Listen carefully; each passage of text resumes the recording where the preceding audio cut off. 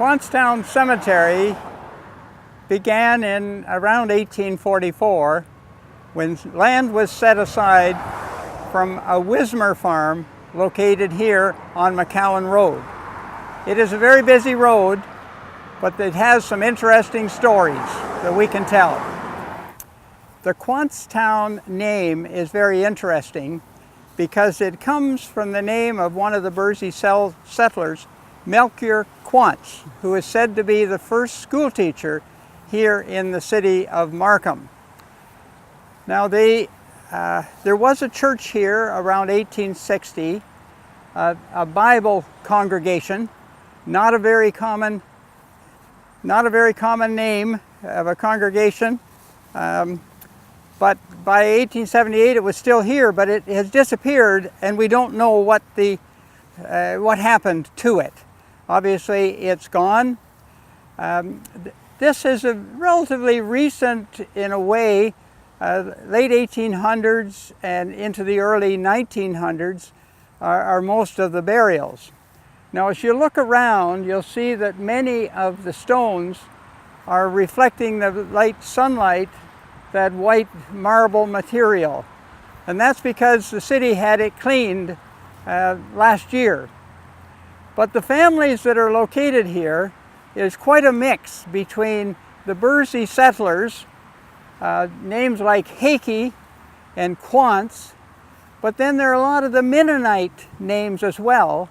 The Wismer, there's a Heisey here, and several other names that kind of bridge that group between the Bursey settlers and the Mennonites, who were the first pioneers to the city. Now there is a story told about these tombstones. In the early 1900s, someone removed all the gravestones and put them around at the fence. And then they grew potatoes on the land. But when they went to sell the potatoes, the people said, "Hey, I don't want potatoes growing on a cemetery." And so the person was made to put the stones all back, but they probably did not go back in the exact place where they had been. Now this is a very interesting stone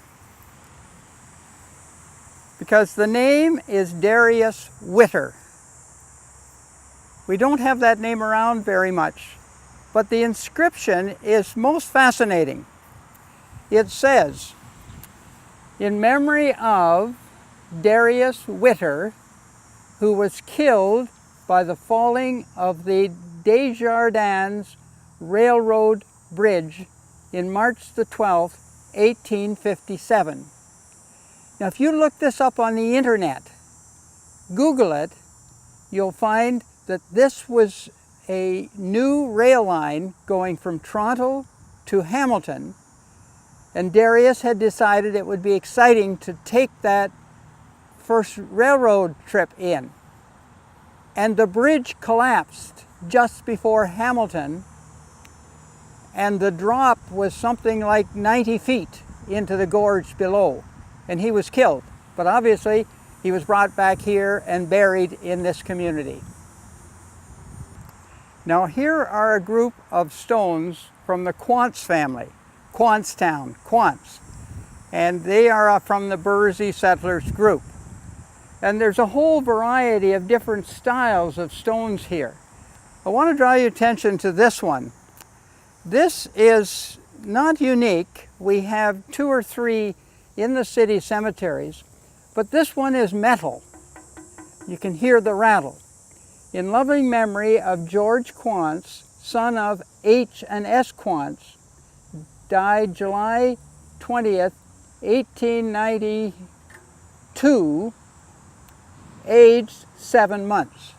A sad story, but they decided that they would put up a metal tombstone to honor their son. Now this is a different stone than most of the others, a different monument, and it's because it's probably the last one that went in. You'll see down here that it was Rachel Heisey, and she died in 1945. Her husband had died in 1901. So she was a widow for 44 years and wanted to be buried beside her husband. This is the last burial in this cemetery.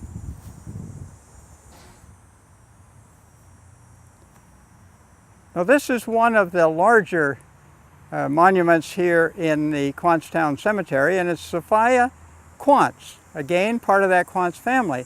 But what's interesting, she was married to George Hakey, and Hakey was one of the Bursey settlers.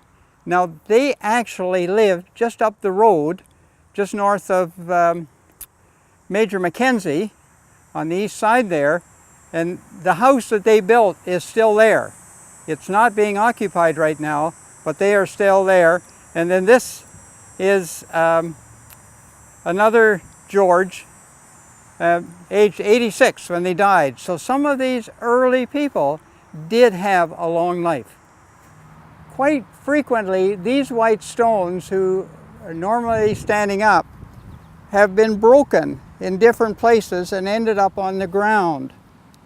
This stone is one that's been rehabilitated by cleaning it, raising it off the ground, cleaning it, creating a new foundation for it, but more importantly, putting a piece of stainless steel on each side to hold it stable. So it's completely stable, but that's one of the restoration jobs that we end up having to do in these very old cemeteries. This south side of the cemetery is this beautiful forest land. We have here a great big spruce. Most of the trees are maple, but it's just a wonderful area adjacent to the cemetery that gives it a very pastoral feeling in spite of the urbanness that's surrounding on the other sides.